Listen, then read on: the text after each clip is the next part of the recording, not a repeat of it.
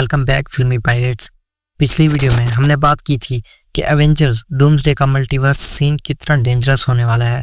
आज हम उस कहानी को कंटिन्यू करने वाले हैं जहां से पूरा एमसीयू उल्टा लटक जाता है। और हाँ, अगर तुम फिल्मी पायरेट के हार्डकोर व्यूअर हो तो लाइक कर दो, और अगर नए हो तो सब्सक्राइब कर लो, क्योंकि जो बात यहाँ करने वाला हूँ मैं वो कोई और नहीं बताएगा। वीडियो में मैंने बताया था कि लोकी का रोल सिर्फ हिंट था। पार्ट 2 में हम डायरेक्टली धमाका कर रहे हैं कि लोकी टाइम लूप का पावर बूस्ट लेकर गॉड ऑफ स्टोरीज लेवल पे आ जाता है। ये लोकी सिर्फ टाइम नहीं बचाता, ये डॉक्टर डूम के मूव्स को प्रिडिक्ट भी कर लेता है। बात करें अगर वांडा की, तो वांडा डेड नहीं थी। ये मार्वल का सबसे बड़ा मिसडायरेक्शन था। इस बार वांडा डार्क होल के बिना आएगी और उसका मैजिक और ज़्यादा स्ट्रांग और डेंजरस हो गया है। एक सीन में वांडा रियलिटी को लिटरली कंट्रोल कर लेती है अपनी पावर से। बात करते हैं डॉक्टर स्ट्रेंज की, जो इस मूवी में पहली बार अपने स्ट्रॉन्गेस्ट वर्जन में है। ये वर्जन मल्टीवर्स में होने वाले डेंजरस क्लैशेस डिटेक्ट कर सकता है। कॉमिक्स में इनकर्जन्स कहा गया है। डूम का नाम ट्रेस करता है और मल्टीवर्स के कोलैप्स का रियल पैटर्न समझता है। भाई, इस डॉक्टर स्ट्रेंज की वाइब भी अलग है।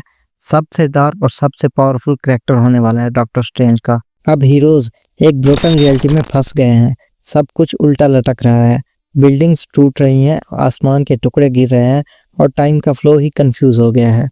वहाँ खुद डॉक्टर डूम का मल्टीवर्स वेरिएंट अपीयर होता है। उसका ऑरा ही इतना पावरफुल है कि स्पेस और टाइम शेक हो रहे हैं। वो धीरे से बोलता है, तुम लोगों ने दुनिया बचाई थी, अब दुनिया मेरी है।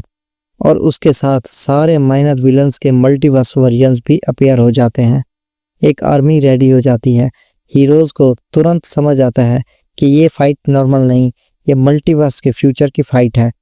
डॉक्टर स्ट्रेंज अपने स्ट्रॉन्गेस्ट फॉर्म में सामने आता है और मल्टीवर्स में होने वाले डेंजरस क्लैशेस डिटेक्ट करते हुए प्रिडिक्ट करता है कि डूम का नेक्स्ट मूव क्या होगा। लोकी टाइम लूप का पावर यूज करके काफी अटैक्स को यूटिलाइज करता है और फिर हीरोज को थोड़ा वक्त मिलता है ऑर्गेनाइज होने का। वांडा अपनी फुल पावर के साथ रियलिटी के टुकड़ों को होल्ड करती है। अपनी शील्ड जैसा मैजिक यूज करके हीरोज के लिए सेफ जोन बनाती है और डॉक्टर डूम के अटैक को टेम्परेरी रोक देती है। लेकिन डूम का ईगो और पावर इमेंस है। हर अटैक के साथ रियलिटी का लैंडस्केप और ज़्यादा डिस्टॉर्ट होता है। बिल्डिंग्स गिर रही हैं, सड़कें उल्टी हो रही हैं और टाइम फ्रैगमेंट्स हर जगह दिख रहे हैं।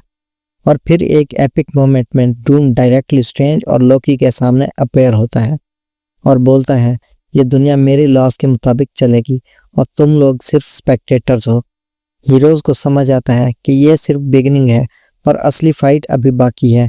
हर एक हीरो को अपनी फुल पोटेंशियल यूज करनी पड़ेगी, वरना ये मल्टीवर्स कोलैप्स कर जाएगा। सीन एंड होगा एक हाई टेंशन फ्रेम के साथ।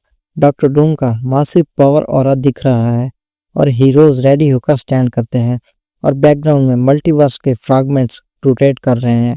ये एक परफेक्ट क्लिफ हैंगर है पार्ट 3 के लिए। भाई, ये सिर्फ पार्ट 2 था, असली गोली अभी बाकी है। पार्ट 3 में हम देखेंगे बिगेस्ट कैमियोज कौन मारेगा और डूम्सडे का फाइनल शॉट क्या होगा। अगर तुम फिल्मी पायरेट फैमिली का हिस्सा हो तो लाइक मारो, सब्सक्राइब करो और कमेंट में बताओ, डूम विलन होना चाहिए या गैंग।